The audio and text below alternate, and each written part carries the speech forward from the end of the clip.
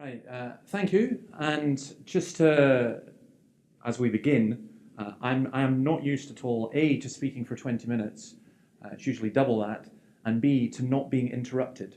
So this is going to be an unusual experience for me as well. I'm really looking forward to the question and discussion session and to learn a lot from you. But let's begin. This will set it up for us. We're looking at church-based persuasive evangelism, and my view, I would regard myself as an evangelist, but my view is that all evangelism should really be done through the local church, and you need the whole church on board with it. So that's the whole theme of what we're looking at. First of all, we're going to look at this whole question of why do we even attempt to try and persuade people at all? Do we think that we can persuade people? A lot of Christians buy into the kind of narrative which says, no, we just love people, don't argue with them, and then they'll come in. I actually find that, as a non-Christian, I would find that quite patronizing. But anyway, let's go on. We're going to look at, first of all, the whole idea of the culture that we come from. What kind of culture is your church part of? In Europe, I'm going to argue there are 4 different types. We don't have time to go into all the details of this, but very simply put, a traditional culture is one in which I'm going to use the idea of the big story, the meta-narrative, as it's called.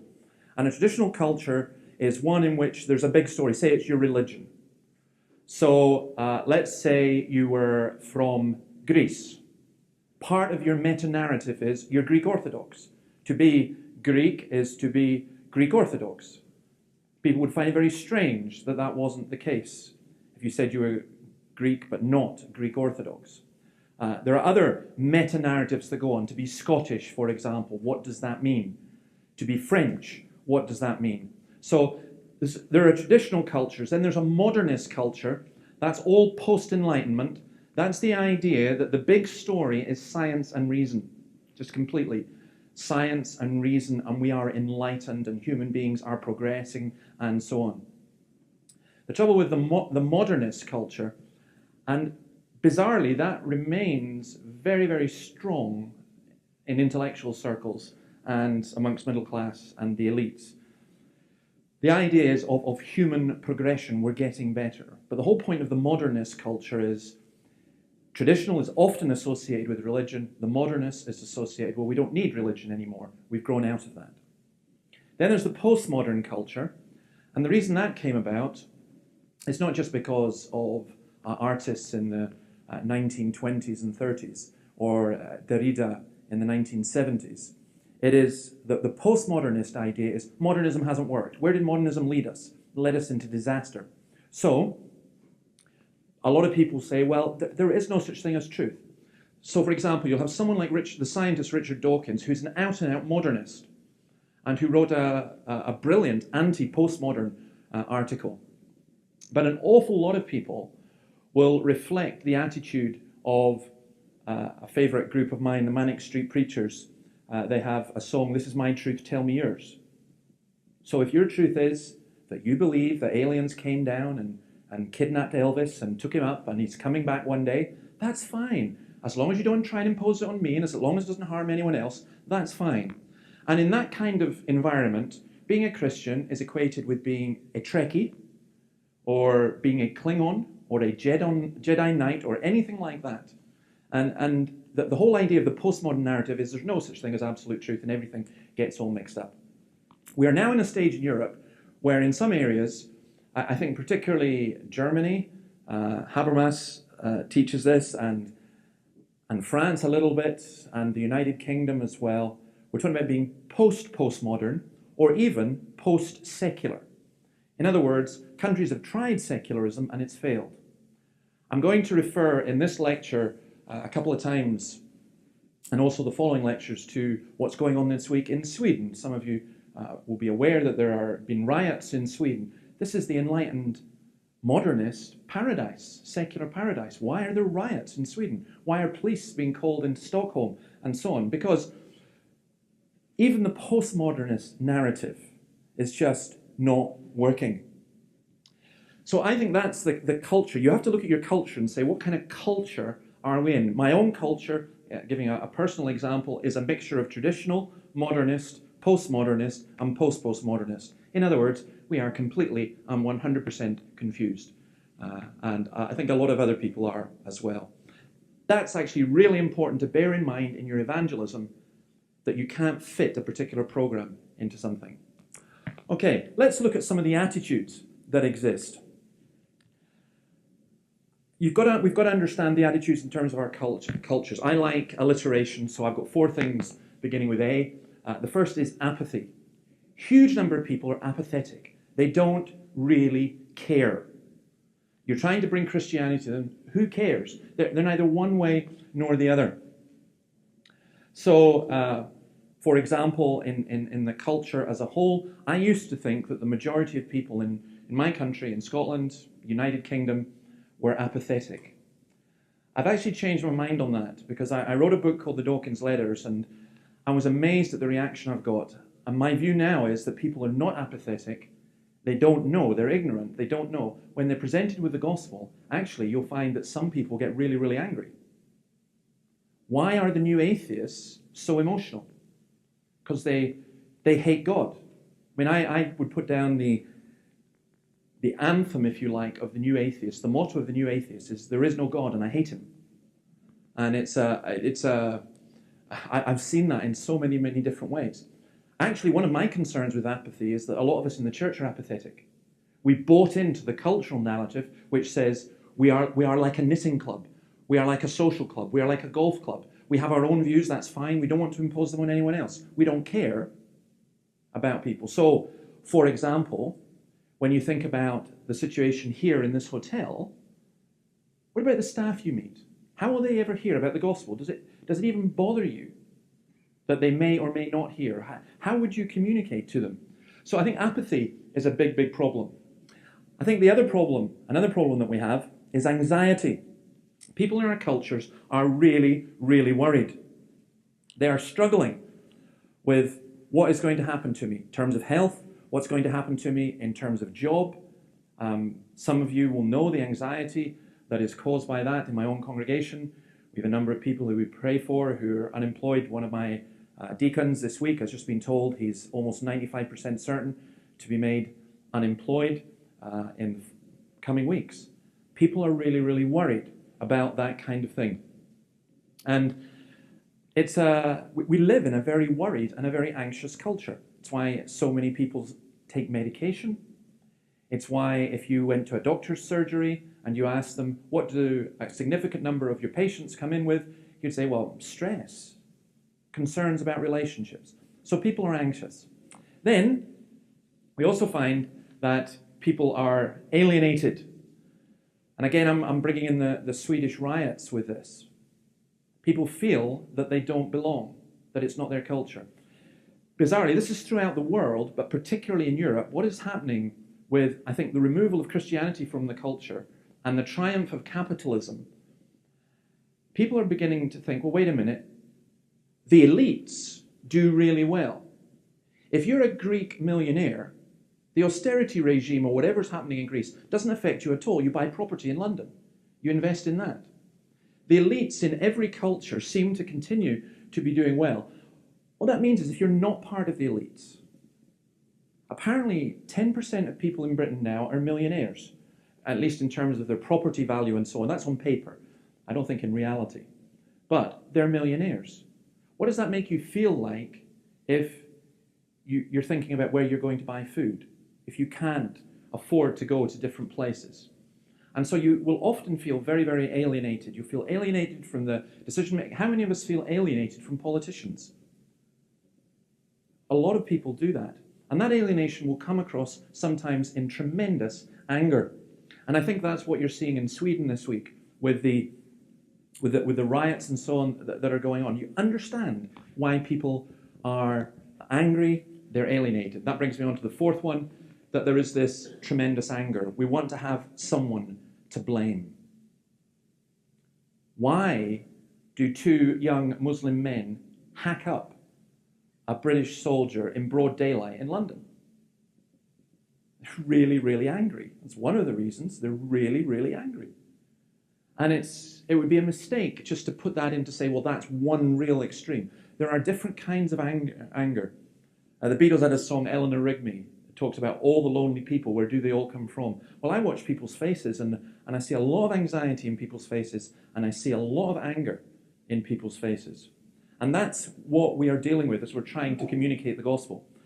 How do people cope? I want to mention just some of the coping mechanisms. And again, these are all alliterated. The first is simple, the pleasure principle. People look for stuff.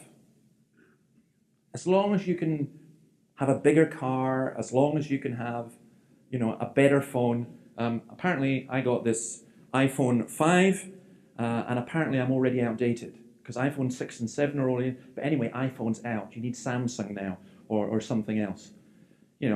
People think like that in terms of material prosperity. People are looking for pleasure. Now, if you don't have that much money, you're looking for pleasure in different ways. Why do people take drugs? Because it feels good. They don't have a death wish, but it makes them feel better. I'm part of a culture in which young working men will work, if they have a job, through the week, so that on Friday night they can spend all their wages on getting drunk. It doesn't make any sense, but it makes them feel better. Why do people commit adultery? Because it's short-term pleasure. It makes them feel better. So people cope with pleasure. They also cope in terms of having power. There are some people who are like this, who like having control, who like having authority, who like being in charge. And you see that in different ways, again, in our culture.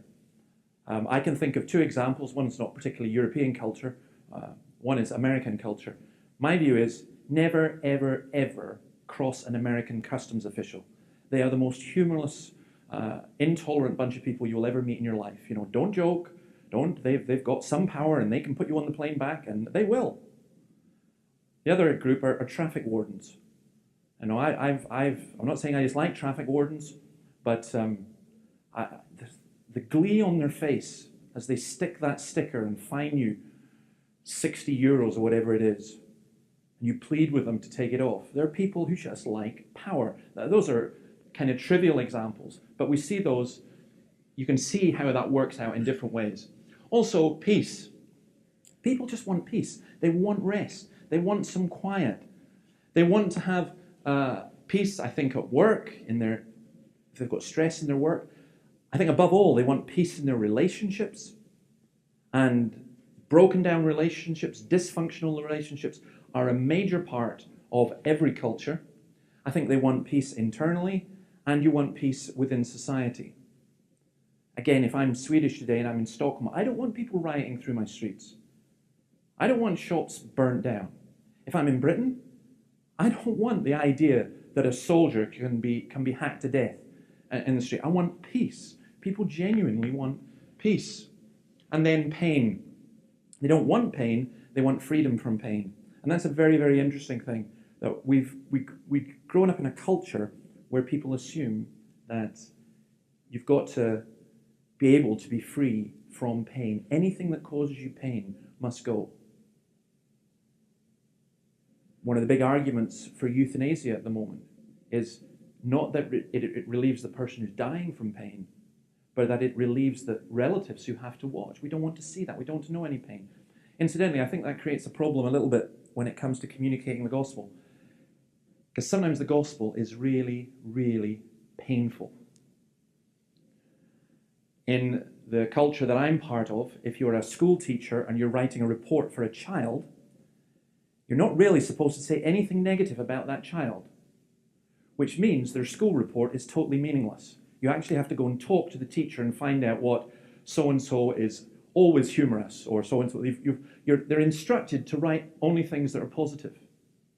But that actually, when you think about it, doesn't do any good. Sometimes people need to be told things that are negative. But if we're ministering in the gospel in a culture in which people are told you must never hear anything negative about yourself, then it's very, very hard to communicate the gospel, bearing in mind that the Holy Spirit comes to convict of sin and of righteousness and of the judgment to come. So, that's how they cope. I think that's where we are. Let me ask just some basic questions in terms of that. First is this. I think we need to all ask of this. What do the people in your culture live for? That's the pleasure principle or all the other things that are involved in that. What do they live for? Do they live for Friday night? Do they live for sex? Do they live for money? And if we're trying to communicate the gospel, should we be appealing to what they live for? So should we say to somebody, are you lonely and sad? Come to church and you won't be lonely. Are you looking for a husband or a wife? Come to church. Now, we can laugh at that, and I do want us to discuss that, but I find it rather intriguing that in my own situation, I have a lot of young men come to the church, and that seems to be quite attractive. That's increased the number of young women, which in turn seems to increase the number of young men. I'm not saying they're all coming for wrong reasons, but how do we tie all that in? Or are we saying you can find more pleasure in church? Are we saying our music is better? Are we saying our drugs are better? Are we saying that Christianity is like a drug? So I think it's really important to ask, what do people in your culture live for, and how do you tap into that without compromising the gospel? That's a really, really interesting way of looking at things. And I spend personally a lot of my time thinking about the culture that I live in. So, for example, I don't think you're going to get anywhere in evangelism if the only books you ever read are Christian books, the only radio stations you ever listen to are Christian radio stations, the only analysis you ever see are Christian analysis, the only people you ever speak to are Christians. Because how are you going to communicate with people who are not if you don't know who they are, you don't understand them, you don't know where their culture is? I don't particularly like it all that much, but our local city newspaper, I get it every week because it helps me understand a little bit of where the culture is at. But there are other things as well. I need to look around at people and say, what are you living for? I see young men going on the bus up to our council housing estates. I go on the bus as well for that reason sometimes, just to observe and watch people. And I see in their faces the anxiety and the loneliness, and I see the drug abuse and the mess. You stand in a chemist and you see there's a methadone counter that's busy as the rest of the shop. So it's a really important question to ask. What are people in my culture living for? And actually, the second question in that is, how do you find that out? Well, one simple way I want to suggest to you is, it is actually worth doing a questionnaire, a proper questionnaire. Not the kind of questionnaire that I once got from the Jehovah's Witnesses, which started with, would you like to pass your driving test, was the page 1, and page 10 was, would you like to live forever on planet Earth? And they managed to get to... That's dishonest, let's face it. But a genuine questionnaire trying to find out, what do people really think? Where are they actually coming from? How do they understand things? I think that one of the other things you do is, to use the jargon, is just to hang out. Just to go places. Sometimes I just go and sit in a pub on my own. I must look very sad. And I just sit and listen to people. Or sometimes I go to a coffee shop and we just talk a lot to people. But it's really important to hang out and listen to different people. In your culture, where do people actually meet in your context? How do people meet one another? Part of that, you look at things and you see, well, how do people meet one another in terms of dating and so on? The number one in most European cultures now is the internet. It's one of the reasons I personally go on the internet, not to date because I'm married, but I want to see some of the stuff that's happening with different people. But I still think that the best thing that you can possibly do is actually meet with other human beings, even though that may be a little bit scary for some. So we go out and we visit. The third thing, I think, the question we've got to ask is, how do people cope with the worries of life? And that, for me, is just a fascinating thing. Don't presuppose that you know how they're coping. I've met people who are coping because they drink a lot. Often we tend to associate people over drinking with, poor down and outs. Number one cause for alcohol abuse in Great Britain is middle-class, middle-aged women who drink a lot at home because they're bored. How do people cope? They drink. People cope, they take drugs. People cope, They watch television all the time. People cope just getting immersed in different sports, almost as religion. Does it matter whether Bayern Munich or Borussia Dortmund win the Champions League now that Barcelona are out? No, it doesn't matter at all. It would. It matters to you if you're a German fan. People take sport as a means of coping. I think people also live with delusions. One of the great delusions is things are going to get better. Just round the corner, just round the corner, just round the corner, things are going to get better. One of the most important parts of the Christian message that you will ever communicate is that things are bad, really bad, and they're going to get worse. That things are really, really screwed up. We live in this bubble, this illusion, what I would call a Disneyfied culture, where especially in a sort of from a middle class context, you keep out of debt, you keep out of all the bad things that are going on. It's funny, when you're seriously, seriously ill, you'll find that an awful lot of people who you thought were your friends don't really, really want to know you. They'll tell you, but they don't really, really want to know you because they don't want to cope with any sorrow or sadness or pain or suffering. So people have delusions. They also have dreams. Why buy a lottery ticket? You are much more likely to get a seat on the next shuttle to the moon than you are to win the lottery.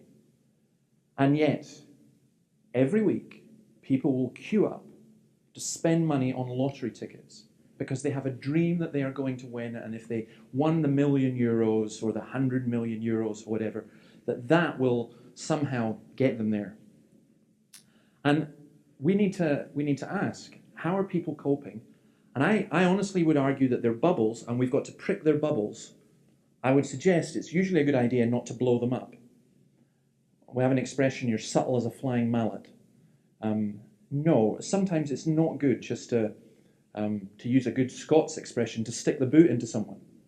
But just prick their balloon and let the air deflate gently. It's just not going to work, the illusions that our culture operates on. And then the last is this, and I'll finish with these. Ask, what do they think of God? What do they think of the church? What do they think of your church? And again, it's good for us as Christians to ask that. And obviously we have to ask people because too many of us presuppose that we know what people think. And we don't. So, for example, if you were to ask the Evangelism Explored question, if you were to die tonight and meet God, and God was to say, should I let you into my heaven? You might think that's a great question. It's a rubbish question for 90% of the people in Europe because you haven't defined who God is. It's meaningless. What does God mean to people? They have all different kinds of ideas. The word God has become meaningless. It doesn't mean to say we don't use it, but we need to be able to define it. So we've got to understand what people think by God. I'll give you one example. I'm preaching on God, the Father, God is love, and so on. The fatherhood of God. It's not one of the toughest sermons I've ever preached in my life. This woman gets up, runs out in tears, really upset. Two of the men at the door stop, and they take her in, and afterwards I go in and see her and say, look, I'm really sorry. What upset you so much? She said, you were speaking about God as Father. I said, I know. I said, I wasn't speaking about hell. I wasn't. Why? And then, of course, it clicked. Her father had abused her. So when she heard of God as Father, she didn't hear what I was saying. She heard of God as an abuser. And I had to talk to her about how she had to change, how she had to judge God. She had to judge her father by God, not the other way around. But that's just one extreme example of how we use our language. What do people think? What do they think of the church? What kind of image does that convey? Look at popular images and soap culture and so on. And then, what do they think of your church? Do they even know your church? I find it really fascinating. I love it. We have an expression in Scotland that they talk about the talk of the steamy. Steamy was a laundrette where people would go wash their clothes because they had nothing else better to do. They would talk to each other about what was going on. So it was a place where it was just good gossip. What's the gossip in your community? Your church will be the gossip if your church warden has just been arrested for child abuse, or if your minister has run off with the organist or something. You know, your church will be the gossip like that. But what do people, if they were talking, do they even know your church exists? And what do they say? What's the impression?